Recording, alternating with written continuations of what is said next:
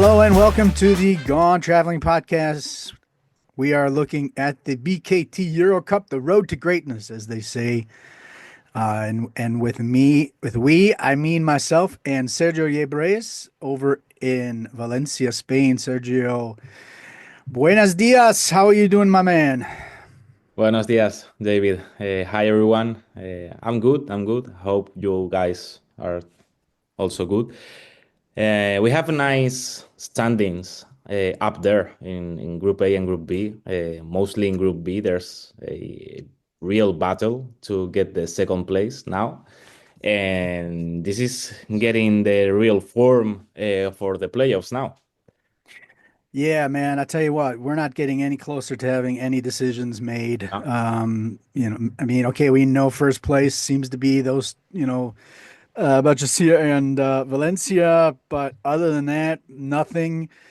Uh, Maybe we might know in Group B that there's only 7 teams left fighting for 6 spots, but if Lead Cabela's can beat Vida in their extra game, then they're only 2 games back. But we've now had and I mean in Group A, Joventut is still alive. As much as we had called them, mainly me, I guess, called them pretty much dead.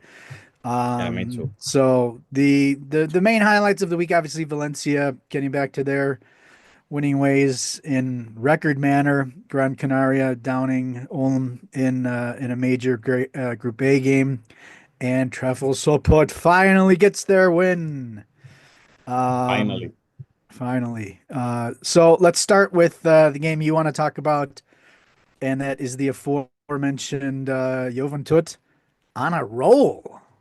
Yeah, Juventud are rolling now. As long as we knew before, earlier in the season, with Danny Miret, the greens and blacks were kind of irregular. We didn't know what to expect about them in every match. They always had some um, altercations with injuries or absences or with some bad results because of, for example, Devon Dodson didn't score enough or wasn't enough efficient enough, or Tomic was unable to play or display the basketball he always does, because he's now 37, and although he's been great this season, he's not getting the consistency of other seasons.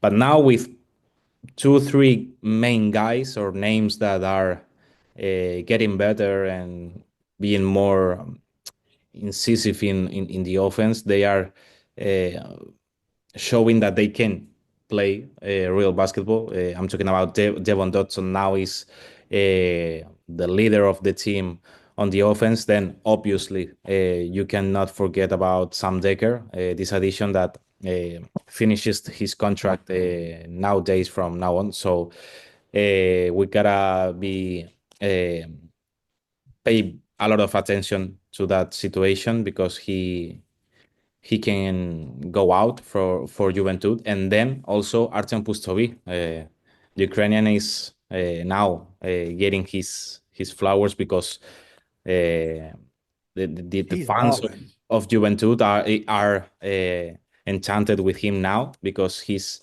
having very good games in the ACB League and also in EuroCup.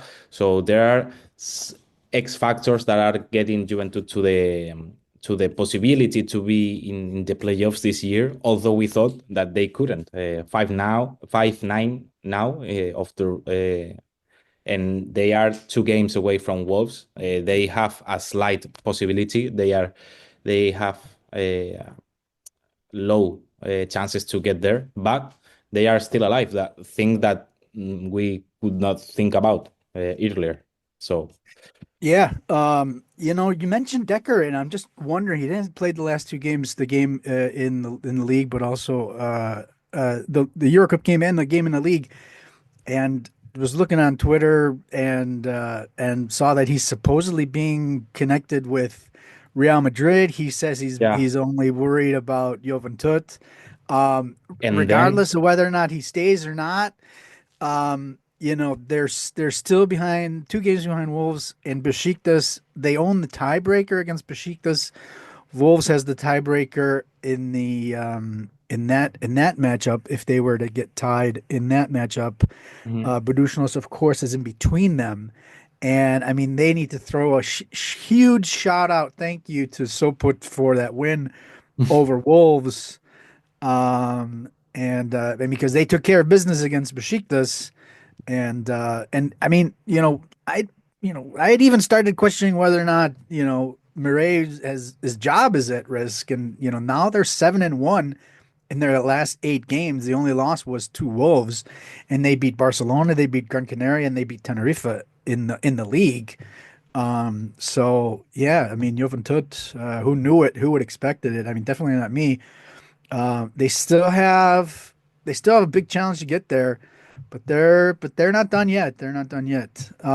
Two teams that we definitely will see in the playoffs from that same group A, are Gran Canaria and Ulm, Yeah. and those two went to battle in Germany in a showdown, really kind of for second place, or at least the front seat in the battle. Let's call it whatever you want to say. Gran Canaria did a pretty good job. I was pretty impressed with them Mhm. snapping that 5 game winning streak against Ulm, and now they basically have a 2 game lead over Ulm since they have the tiebreaker. And Tel Aviv, which is a game behind both of them, holds the tiebreaker of Gran Canaria. 16-0 run in 7 minutes in the fourth quarter. And it's strange to see Ulm with all the weapons that they have to go scoreless for 7 minutes. Allison, really a great game. Toby played really well. I want to mention also Mehdi Guama, new signing there. He's a EuroCup champ. Played with Paris last year. Was with Bourges. Left them. Go to, I want to say Le Mans. Not sure 100%, but he was a big boost for them. And then of course they were playing without Abisi and Sherna. That's the second game that they were missing both of those guys. Big, possibly a kind of big loss for Ulm. Tommy Klepheis, the captain, went out after 23 seconds. He had been battling with people had been saying a foot thing. People, it just wasn't clear what exactly he was maybe Oh, battling during the season, but he only played 23 seconds. Hopefully that's not. But he had to be carried off on the other guy's shoulders. He couldn't put any pressure on his leg. So, Gran Canaria, massive victory over Ulm. Your thoughts on that? yeah, and also Gran Canaria made his job. This is not EuroCup, but they played Valencia, that they are the main EuroCup team this year with Basket.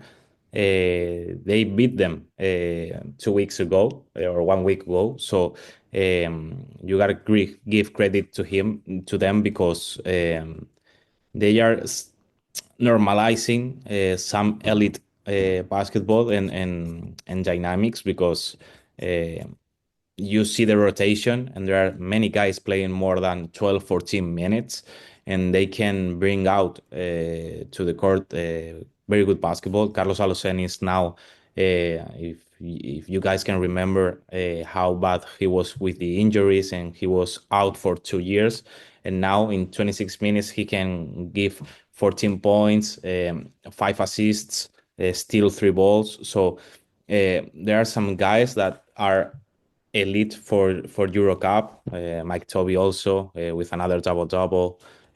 Brusino. So this is a team that for me, with Basquesira and Valencia, are in the table to get the title. You cannot forget about the 2023 champions, and also they have a very similar group of guys that won the championship. So I think they are great contenders, and you can see that with this type of victories because, as you said, ratiopharm Ulm were in a streak, and now they get a game against Gran Canaria, and they cannot afford that. So the Spaniards are a team to consider a lot.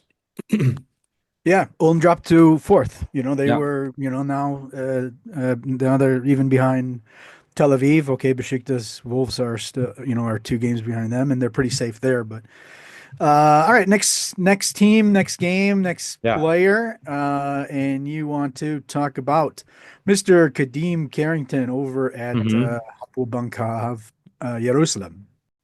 Yeah, Khadeen Carrington was one of the main guys again for Hapoel Jerusalem in a road victory against Cluj-Napoca, 79 to 91. He's been the second name of this team that now has the second place in Group B. They are still battling with Cedevita Olympia. You gotta remember that they have still to play one more game because of the rescheduled game because of the bad weather conditions in to get to Panevesis against Lietkabelis. So they are have the Slovenians have one less game to play. And yeah, Hapoel won another one. They are 5-2 in out on the road. So in the last 10, 6-4, they are still need to get the 3 or 4 the 4 games remaining to get to that second place and have the court factor, the court advantage in the playoffs. And talking about Carrington, he had a great night, offensive explosion again, and provided the spark Jerusalem needed to clinch the win. He consistently attacked and showcased his scoring versatility. And with Harper, they are doing a great duo. In this victory, they combined for 44 points. And are if you watch the game or see the box score, you can see how they produce their points. Harper goes every time to the line. He went 10 for 10 from the line in this game, and Khadeen Carrington was the one shooting the field goals. He had 10 threes. He scored 4, but he went for 23 points. He surpassed in less time in scoring Jared Harper, and also he had 2 rebounds, 2 assists, and he was the main guy because this stat you gotta watch out and interpret very well because the in the plus minus he has plus 19, and I think this is very reliable in this case. And yeah, Khadeen Carrington is being surprisingly good. He's very good, we all know, but if you watch his performances, he has never had less than 11 points besides his first game in the round 2 for Hapoel Jerusalem. So yeah, you can watch the other games and see how regular he is and how important he's been for Hapoel Jerusalem that didn't seem to have that second reference in the perimeter. So now with Carrington, they have. Yeah. Also, another guy is Justin Smith. He'd been out since round 5, came back for round 13, 14 and 13 points. So he's been really a spark plug for them as well. I'm gonna move to our team, Sopot, Trefl Sopot. Finally got the victory. And yeah, 0 and 13. That 0 is no longer a 0, but it's a 1. They trashed Wolves. Pretty crazy. Just couldn't believe that game just kept going, and you thought, okay, Yeah. Wolves, they'll eventually start, making a comeback, and never happened. Congratulations to to coach for that. Fantastic Tabak, Coach Tabak on finally getting a victory. And I want to talk about Nick Johnson. Came in. This is his fifth game, and he's been averaging 8.6 points, 5.6 rebounds, and 6 assists. Had 16, 5 rebounds, 7 assists, and 3 steals. Actually was kind of flirting with a triple double Mhm. two rounds ago against Budućnost when he had no last round we had 6, 8, and 10 assists. Also had 13, 6, and 8 against Joventut. This is a guy that came in after Tariq Phillip left and has really kind of taken the reins for that team. And they were doing it about their leading PIR man. The guy that we've talked about in the past, Marcus Weathers, has been out injured. Yeah. This is his second game injured. And it was also the second game that they had with Darius Moten, and people may have seen that and said, "Well, where'd that come from?" 19-4 rebounds and 5 assists. This was the second game for him. And Moten actually, this is his. He's been with the team for in the past. 32-year-old. He played 2 full seasons with Sopot in 2021 and 2022, and then also partial seasons in 1920 and 23-24. So it's a guy that Sopot fans know. But Nick Johnson, really, doing a lot for this team. Obviously, Jeffrey Grizel coming up big with the departure of Andy Van Vliet. And so, yeah, congratulations out to Poland for Zan Tabak and his men. Finally, they had a win. Finally. I don't know. Maybe you can know how was the longest a team was without a win in the EuroCup, but It's been pretty long. yeah. There's a couple of teams that have gone really long stretches. I don't think they were really even close, if I'm not Now, mistaken. now So their mission is to get 2 wins to beat the season Setevita half had last year. So we should take this with some humor because we expected a lot from the the Polish in the first length of the season. We thought they had a very bad luck with some ending of the games, and that turned into a very bad dynamic. I wish we and could. then losing players, Yeah, of course. having, Tariq teams Phillip, snatch up other guys. yeah, and when all was said and done, with 0-8 or 0-9, Tariq Phillip went out also, so kind of difficult for this team, and yeah, this was an easy win for Wolves, but uh, EuroCup always have surprises to give us. So, Yep. And something that wasn't a surprise, Valencia, no. But man. well, if you see a record, always there's a surprise because that hasn't been done yet. So uh, Valencia won to Tur Telecom, and I wanted to talk about this game because of this is a very choral team. There's no one that always shines because how the rotations and the dynamic is, they cannot shine because everyone plays no more than 22, 23, 20 minutes. And in this case, Valencia won 116 to 78 to Tur Telecom. This was the largest scoring for Valencia Basket in any European competition, and also the largest margin of victory this season for the Valencians. And again, this was a very groupal work, but there is a name that to remark because how he provides this kind of basketball and dynamic to getting the team into the rhythm, and that's no other than Xabi Lopez-Arostegui because with 20 points, 4 out of 9 two pointers, 3 threes, 6 rebounds, 5 assists, 21 PIR. He had a very complete um, exhibition, and that's the main reflect or the main example of how Valencia is as a team.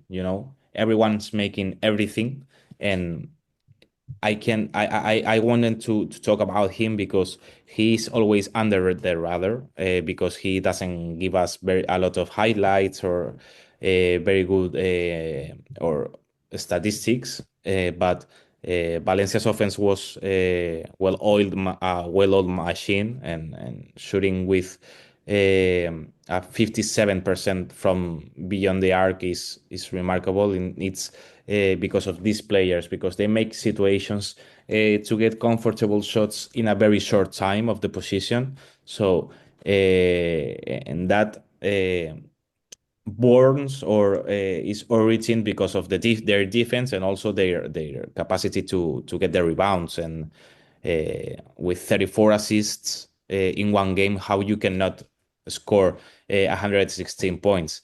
And if you remember, Xabi Lopez-Arostegui was injured in the FIBA windows, and that was a very bad situation for Valencia, because you need for Spanish players to play in the ACB league, and they needed some young guys and to play, and also for him, because he was getting into the rhythm, and that stopped him. But now he's recovered, and he came back with a lot of energy in the last game, in the revenge in the loss, sorry, against Venice.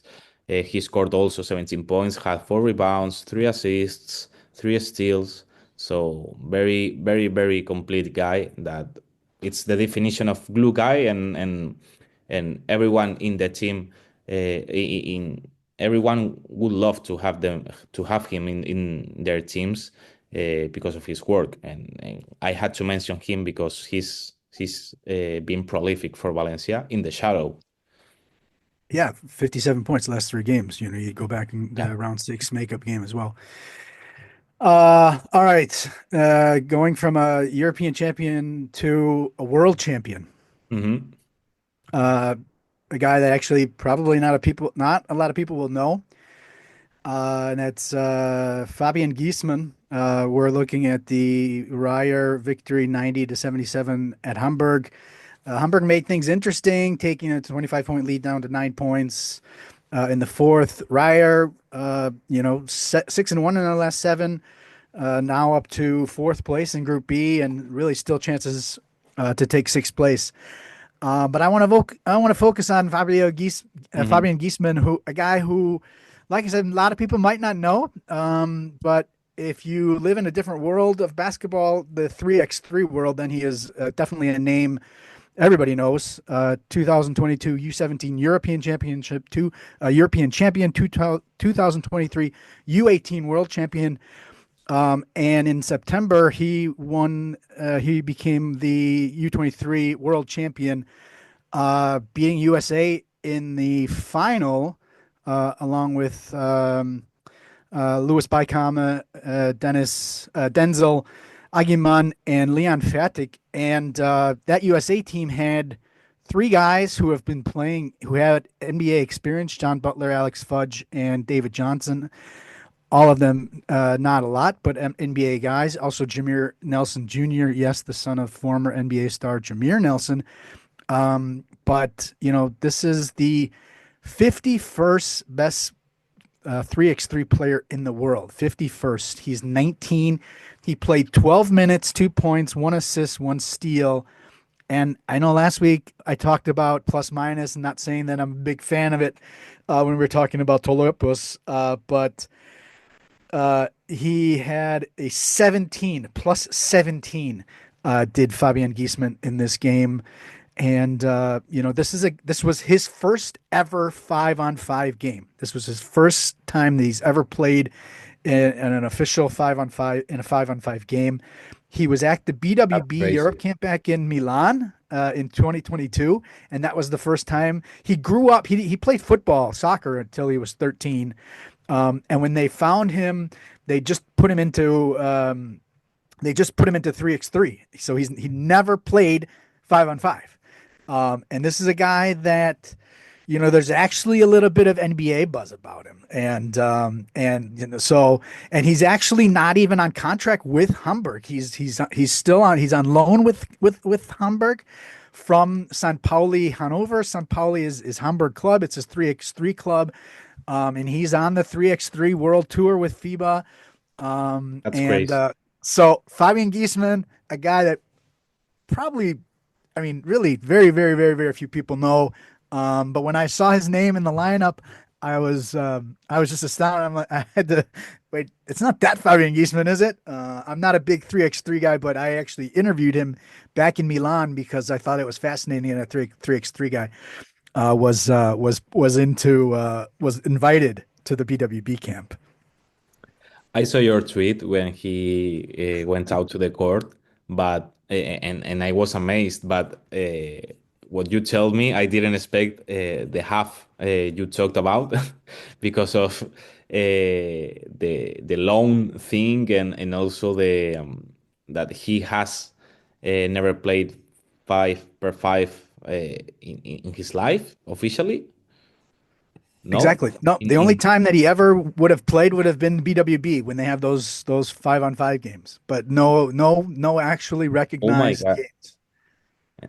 Well, he has a lot. He's from '05. He's 18 years old. He's 19. He's 19. 19, sorry. Yeah, he's 19. So And like I said, and those were guys that played the USA team. mhm. He was the MVP of that team. Oh, He and was the MVP of all three of those: under 17 European Championship, under 19 World Champion, and under 23 last summer as a I'm gonna lie if I say I don't know if he was 18 or 19 when he won the under 23. Under 19, he was at the very oldest. He was 19 at the under 23, and really dominating. Some all the guys were in the G League at least, mhm. but also have NBA experience. So Fabian Giessmann, write it down. Write the name Yeah, down. It's a reason to watch. yeah, It's a I'm gonna reason to follow him. watch Hamburg for sure. All right, let's move on. Let's move on. We have round 15, yeah. So I will let you start with. Yeah. Let's go. Let's go pretty quick through this. Your main highlights that you're looking forward to for next week's game. For me as a Spanish guy, I gotta go with Gran Canaria Joventut because that's a high level basketball. Gran Canaria needs the win to get in that second place, and Joventut needs to win with some margin to get to still get that possibility for the playoffs. Considering that the Catalonians that play on the road this time have a very good dynamic and a lot of victories in the last games. They started 2025 with a very good mood, and maybe this could be the last game of Sam Decker. I don't know. So this has all the potential to be a great game, and also this is the last game from round 15, so nothing better. And don't forget, these two teams played on December 30th, and Exactly. Yeah. Joventut won 89-78 at Badalona, but Hmm. they only played, a little more than 2 weeks ago. Yes. Another huge game in Group A is Besiktas and Wolves, both at 7-7. Ulm is kind of almost away. Budućnost is right behind them at 6-8, and Joventut, we just talked about them for a lot this show. They're at 5-9. So massive game between Wolves and Besiktas. Also, I have Jerusalem against Cedevita, kind of for the inside track on Group B second place. Anything else that you got? Now that we hopefully see you or listen to you in next week, and hoping that this round 15 still has the same action that the other 14 because this season in EuroCup has been great. So waiting for the playoffs now. Something tells me that round 15 will be full of action. Yeah. All right. For Sergio Llebres, why don't you let everybody know where they can find you on the social medias? Yeah, I'm called Llebres 11, Llebres 11. Also on Blue Sky, that is, Oh, on Twitter and on Blue Sky. And I am at Hein News, HeinNews, Hein News. For Sergio, David Hein, thanking you for your time. Always appreciated. This has been the Gone Traveling podcast where we look to the BKT EuroCup, the road to greatness. And we will talk to you next week.